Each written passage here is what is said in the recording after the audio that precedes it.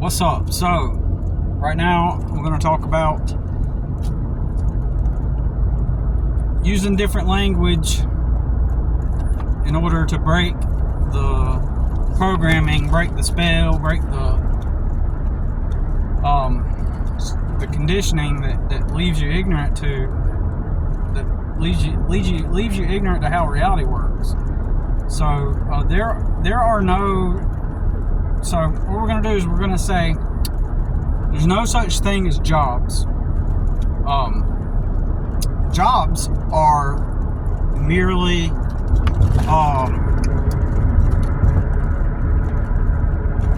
there's no such thing as jobs. You either work for yourself or you work for one of your peers. You either start your own business of some kind, providing some kind of value for compensation, or you go pick one of your peers and see what he's done and you go help him do it, and then he gives you some money. So what we're doing is we are reframing something that's normal and common. We're reframing it and using words that not just reframe it. We're not just reframing it so that we can think about it differently. We're also reframing it in a way that reflects reality for what it is, or depicts reality for what it is,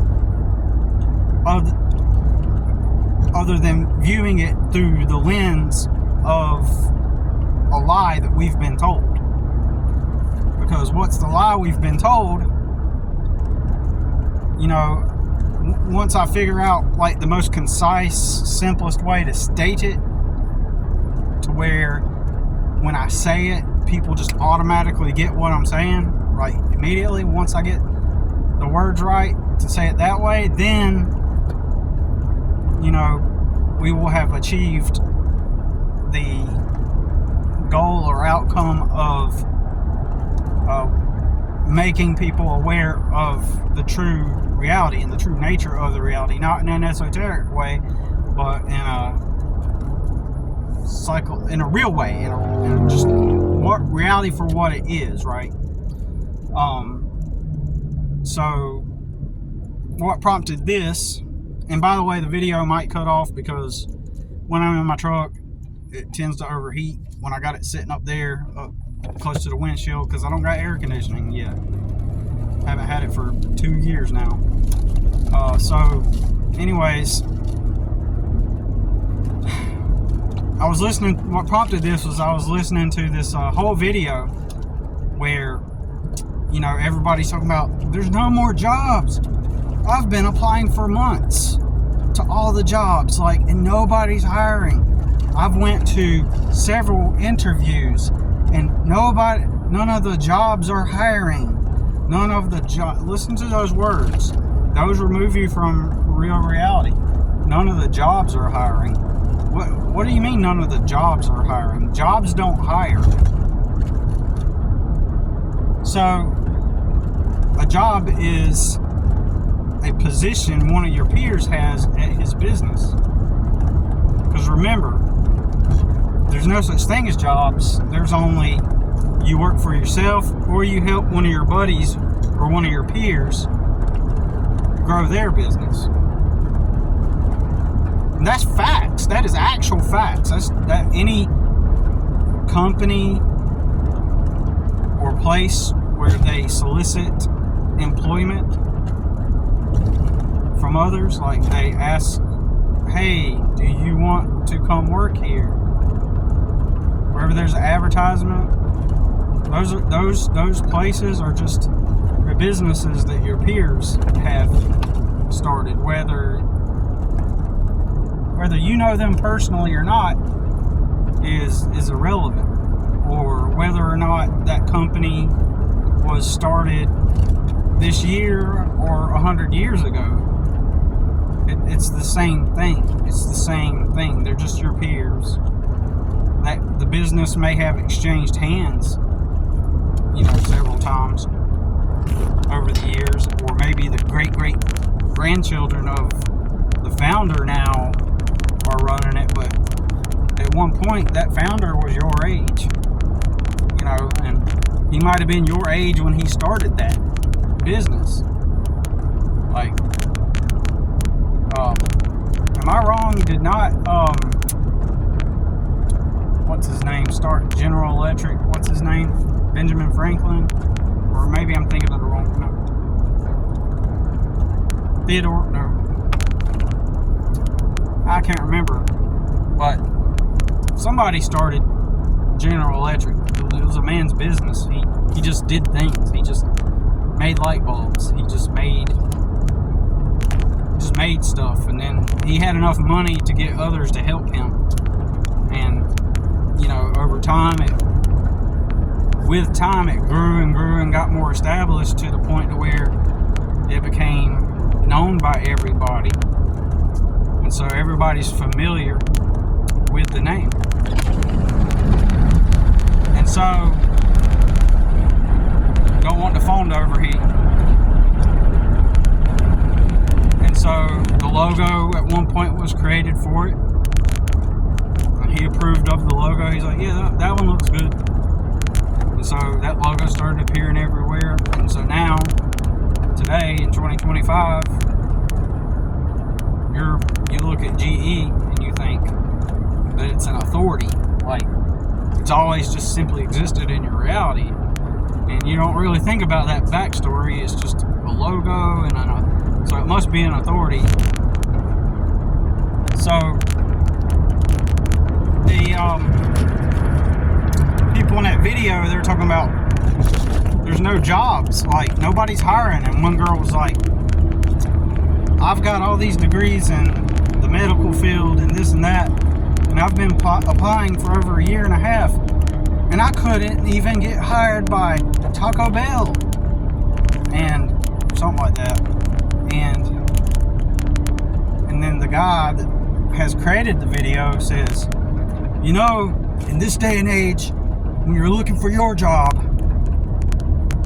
you just gotta stand out. And I'll get back to what he said further in a moment. But he was like, you gotta, when you're looking for your job, you gotta stand out in the public, or you gotta stand out amongst the others. So he gives them some advice on how to achieve that, and I'll share that in a minute. But so what is the underlying message that a job is? So when people are looking for a job, when they're applying to places, what is a job? What is the silent definition of what a job is? The unspoken silent definition of what a job is. It is a position that the authorities, or some authority, has available, and for you and everybody, what the job is it is your position in the society. That is the definition of a job. It's your identity. It's who you are in the society as a contributor to society. A job is who you are in the society as a contributor to the society. And what amount of value are you contributing? And just the mere state of having a job means that you are a morally and ethically sound person. It is your role in the society. That is what your job is. That is why when people are talking, that's why we use the language like this and say, my job is blank. What is your job? What do you do? Well, my job is, I'm at my job, at my job, blah, blah, blah. At my job, well, that's my job, That's my contributing, that's my moral and ethical position in the society, right? That is, I'm doing it right. So therefore, if somebody doesn't have a job, especially if it's not working for one of your peers, or i.e. a company, then that means you're not a moral or ethical person, because everybody knows that a morally and ethically sound person has a job. So if you don't have a job, that means you're not a good person, or everyone will frown upon you and look at you like you're not doing your part, fella. Why aren't you doing your part? You ain't better than everybody else. It's not mob culture. Now, it could turn into mob culture, but there's a word I'm looking for. I can't remember it. It's conformist culture. It's herd culture. It's herd mentality. It's so that's why people feel guilt when they don't have a position at one of their peers' businesses. Of course, we don't word it that way. If you've seen my previous videos, you've probably heard me say this on repeat. Well, how does mind control work? You say things on repeat. So I'm trying to mind control you into waking up. If you haven't woke up already, still, people, they don't even grasp this. I feel that my buddy that's in the Navy, he's like one of the head people of an entire Navy ship, like with about 5,000 people. It's a small city, a small town on that Navy ship, and I still believe that he doesn't comprehend this, because he's never had to think about it. He lived with his dad, he went to college, saved his money, and during that time he would work jobs, and he just got to keep all his money. He just got to save it and pay for his university. I guarantee you, none of my business, and I'll say this to him, everything I'm saying on here, I'll say it to my friends. Like, I'll call stuff what it is. Like, I'm pretty sure that when he was living with his dad didn't try to make him pay rent. I'm sure he got to keep every bit of money he had, other than paying for his 4 years in college. I guarantee you his college is all paid off. And he went immediately from being taken care of by dad and working all the different jobs. He worked in warehouses, restaurants, all while he went to university. No bills, just only you get to focus on your studies. If he got fired or he ended up quitting the job, up and quit, he's like, yeah, this isn't for me. Suffer no consequences, no repercussions. And so a few months back, we're sitting together over coffee, and he's like, and in his mind, he's just like, Billy doesn't want a job. He wants to like do this other thing, this mysterious thing that, self-employment or whatever that means. Like, it's some ambiguous, to the average person, it's some ambiguous outlier thing that's unusual, right, to the average person. The idea, because the authorities have the jobs, right, and people that have a business, the independent person that starts his own business is different than the authorities and their jobs. People's reality is distorted, skewed, and they live in a false world. They live in a false, their brain is in a false state of mind, like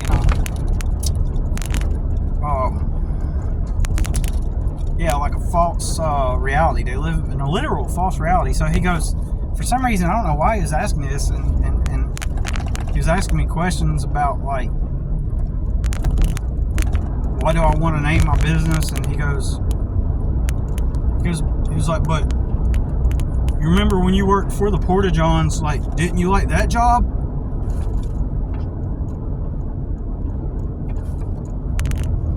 Because in his mind, that job is just an authority. Now, what was that Porta-John business I worked for? If you don't know what Porta-Johns are, they're portable toilets that go on mostly construction sites or events. You've seen them. And you take a pee or poop in them, and they're just temporary portable bathrooms, right? And in 2001, when I didn't have a vehicle, my car had broken down. There was no internet to go look for a job on. There was only the newspaper, or you just walk around town and try to look for somewhere to work. So I found this Porta-John business that had an ad in the newspaper. 2001. And so I responded and I said, hey, I got a license, my clean record, and I found a way.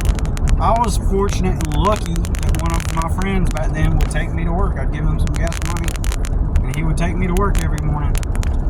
Good friend. Still friends to this day.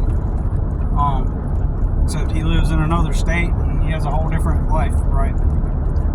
But so in my buddy's mind, it just exists. It's a job. It just exists. He's in his reality, and he's just surrounded by these authorities that have jobs for everybody. You just exist, and the authorities have the jobs, right? And so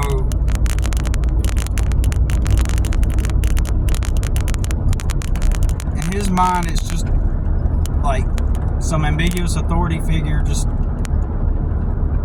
is the authority over the toilets or something. And that's a job because he doesn't see the owner. So the owner of this company is a small business, right? Very small business operating in this county where I'm at. And basically he had several, probably, I don't know, maybe a couple hundred Porta-Johns. And so back then construction was big. There was houses and apartments going up everywhere, all over the place. And there was events.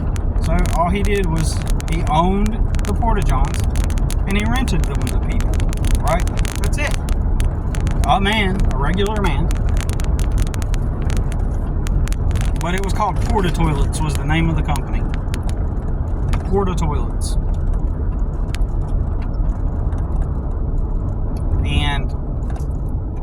And I worked that job for him. I helped him. He rented it out to people. People called him and said, hey, I need a temporary toilet at my place, at my construction site. So he goes, okay, I'll have somebody bring it out to you. So he gets somebody to bring it out to him. And it wasn't even him answering the phone. He had a girl. He had a house that had his office in it.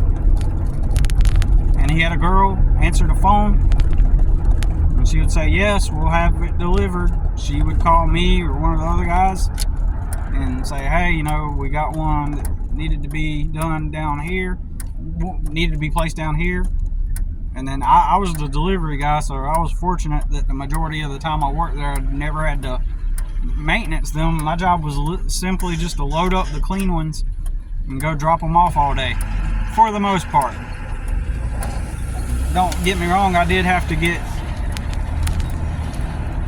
down and dirty and do the dirty stuff, but honestly, it wasn't really that dirty. It wasn't really that dirty of a job. Could be if you didn't do it right, but if you did it right, you wouldn't get dirty. So you'd be good. So anyways, so yeah, I did that for like a year, but that wasn't even his main business. His main business was he did concrete. He put down slabs of concrete for different buildings, and there's a local theme park in the area, and he would do a lot of whenever they wanted to change things up at the theme park, they would call him up and tell him, hey, we need you to come put some concrete over here. And so it seemed like he was always over there. They were always changing stuff up at the theme park. So what did he do? He just went and rendered. They asked for concrete slabs. He put the concrete slabs down. So, but the words I'm using makes it sound like he was just an old boy in his truck putting down concrete. But in reality, he had his company. He had his business that put down concrete. In retrospect, he's just one of my peers. He has a house a few miles, maybe 5 to 8 miles back that way from where I'm at, where he lives. He's just a dude. He's not an authority. But to the average person, they'll see his truck with his logo on it and the name of the business and all the professional looking stuff and the men in uniform, and they think, oh, it's the authority of the concrete gods or something. And so, or the important concrete people, or the government, he's the company, he's the owner, he's that company. And they don't think in terms of that's just a regular person. Dude had tons of employees, but he sold his porta toilet business to a bigger company. So basically, it was a temporary hustle until he was ready to. He probably bought it really cheap, made the money he wanted, and then sold it to profit. That's a normal thing in the business world.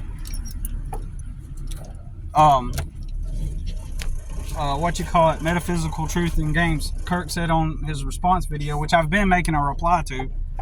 My phone keeps messing up. He was saying, well, what if you end up just selling the shirts and then it's a one-time thing, or just people stop buying the shirts? Yeah. So what about it? Like, it's common, not to the average layperson, not to the average regular person. The average regular person, they don't think like this. They're not even aware of this. But in the business world, where humans start businesses, to have a temporary business is common. It's common. So he did his little porta-john business for a little bit, sold it, moved on. And in the business world, it's common for people to create a little LLC, sell something for a little bit, try it out, see how far it goes. They might make a little bit of money. They might break even. They might lose a little bit of money. People stop. It doesn't work out. And then they just go to the next thing. Figure out, But it's common. So if Millennial Steam were to sell some shirts and maybe it popped off for a little bit and maybe he made only $300 off of selling shirts in profit. Well, that's $300 extra he had. He might move on to something else. Like, it's common. It's so common. But we're not taught that. You know what I'm saying?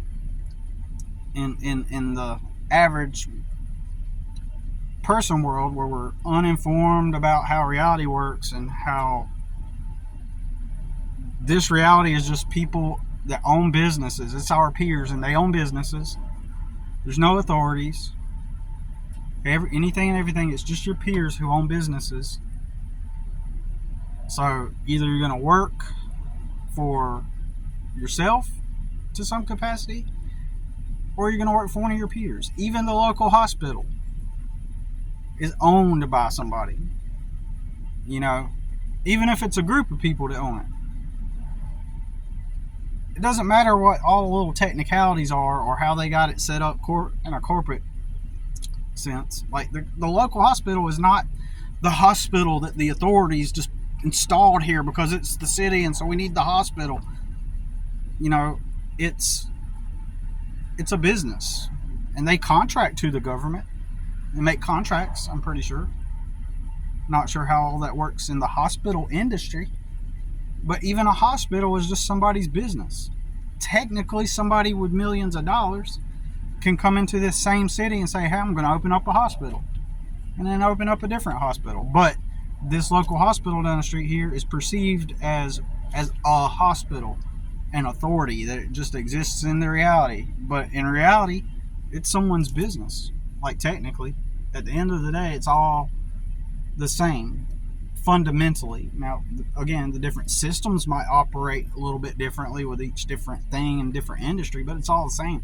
So when somebody applies for a job at the hospital, what they're really saying is, go research who owns that hospital. What they're really saying is, I'm going to, in the real world, they're saying, let's say that Ted Stevens started the hospital initially, right? And let's say the old geezer's still alive, but his grandkids are over it now, right? When a girl or a guy, when someone goes apply to be a nurse, I'm going to apply for a job to be a nurse at that hospital. What they're really saying is, I'm going to go help in the real world. They're saying, I'm going to go help Ted Stevens run his hospital. He's going to pay me something, and I'm going to take care of the patients, and he's going to pay me something.